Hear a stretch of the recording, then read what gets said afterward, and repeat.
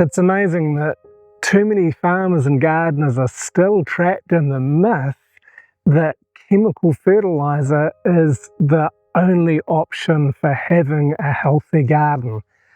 I've discovered that this is really not true at all, and that chemical fertilizers in a lot of ways is very similar to junk food.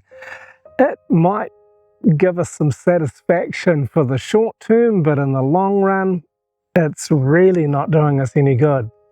The same if you put chemical fertilizer on your garden. You've got some benefits for sure. It's convenient, it's easy to use, but what it's doing is actually destroying the microbial life in your soil. So over the long term, the soil loses the life, the soil loses the ability to put nutrients up into the plants that the plants draw up from their roots and feed themselves along with photosynthesis to be able to produce food for us. And if we're only feeding them chemical fertilizer, this over time is going to produce weaker fruit with less nutrients that don't really taste as good as when we're doing things naturally and organically and feeding our soil well with good nutritional organic materials like compost and homemade organic nutrients that we produce here at So and Silk Homestay and that anybody can produce easily. And yeah, just like junk food, chemical fertilizer, as I said, it's convenient, it's easy to use, but it's really harmful to your plants. It's addictive to them because when it's not there, they're going to suffer. Just like if we're on a constant diet of junk food and then we stop, our bodies are going to react because they're so used to the amount of chemical junk that's in the food. We're going to have an adverse reaction. And over long term, if we consume a lot of junk food, yeah, that's going to have all kinds of health issues and weight issues as a result of eating just because it's convenient, because it might taste nice, but it's not actually providing our bodies with any real nutrition, or at best only providing minimal nutrition, certainly not enough. And I think you'll find that people that generally eat a lot of convenient food, a lot of junk food, they're also having to supplement their diets with other vitamins and protein and things like that, that again has to be purchased. And just like us, our garden needs a balanced diet. You know, we need a good balanced diet to keep our bodies and our minds healthy and active and productive. The same with a garden. If we're only using chemical fertilizer on our gardens, then the quality of our soil life, the quality of the microbial life in the soil just deteriorates over time until it's pretty much wiped out. This in turn means that our plants that are grown in these chemically damaged lands are less resilient. They're less able to withstand the heat. If there's drought, they're less able to withstand that. They're less able to protect themselves against diseases and pests as well. And in turn, the soil fertility declines, it becomes compacted, and it also becomes more susceptible to erosion because the structure of the soil is not aided at all by any organic material, because this breaks down and is depleted when fertilizer, that chemically produced fertilizer, is applied to land for a long period of time. And so what chemical fertilizer is actually doing is not feeding the land, it's feeding the plant. And this is why you'll get the short-term benefits from it, but in the long run, the soil that is normally naturally feeding the plant, the soil becomes depleted because the chemical fertilizer just strips away the microbial life, and then it's not providing anything really naturally for the plants. It's relying totally on the chemical, and as I said, the plants become addicted to the chemical fertilizer because there's nothing left in the soil to give them sustenance.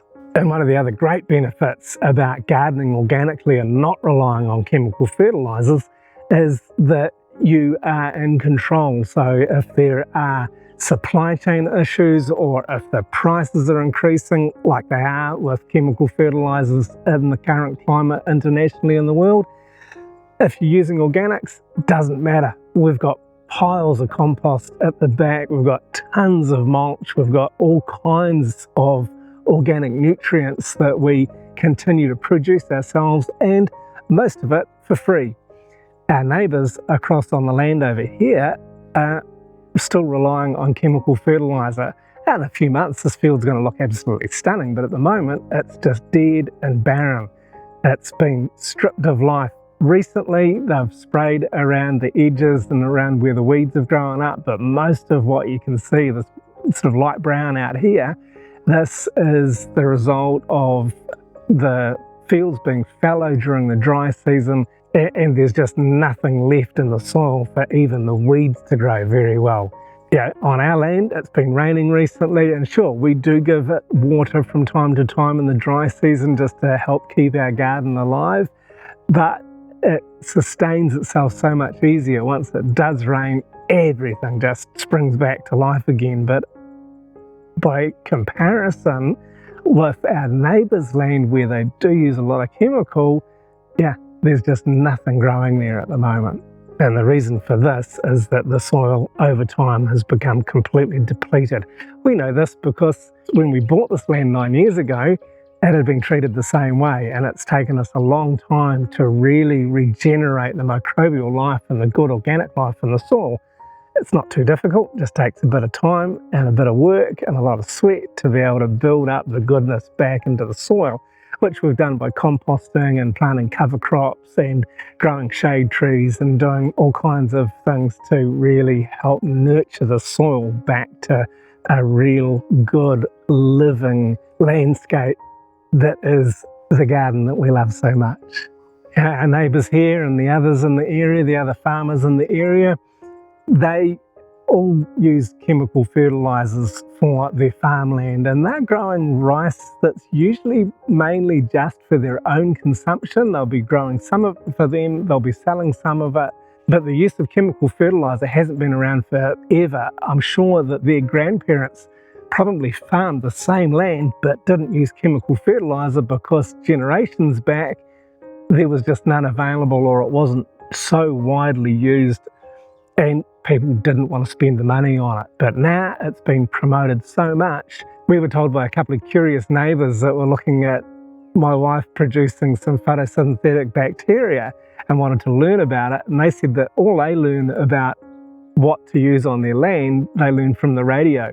We thought that was kind of unusual, but a while later we were listening to local radio and my wife was saying, every ad break they're advertising chemical fertilizers and insecticides and pesticides, herbicides for the farms. And so we figured that this is where the local farmers get educated from. But certainly the ancient wisdom, the old knowledge of organic gardening has not been passed down. They've been told that the new way of doing things with these chemical fertilizers is better, and certainly in the short term it will. They'll be able to see that they'll get better yields and larger crop sizes when they use the chemical fertilizer, but over time it's ending up costing them more, both because of the health risks involved in it and the financial costs that are involved with continually providing chemical fertilizer for your farm.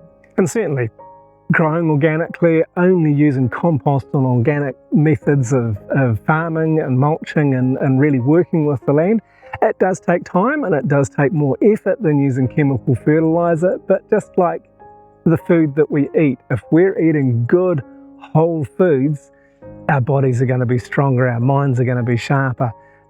If we're only applying chemical fertilizers to our land, it's going to weaken and get sick over time, just as our bodies and our minds do if we eat a diet of junk food. But it's not difficult to make compost, to plant cover crops, to add natural organic fertilizers, chemical free to our land, because we know that this is putting life back into the soil, and if the soil is healthy, then the food that it grows is going to be healthier for us. So be encouraged. Have a think about your diet, have a think about your garden's diet as well, and see if you can do something that will help improve the quality of both your health and your soil's health, because they will work together to give you better food.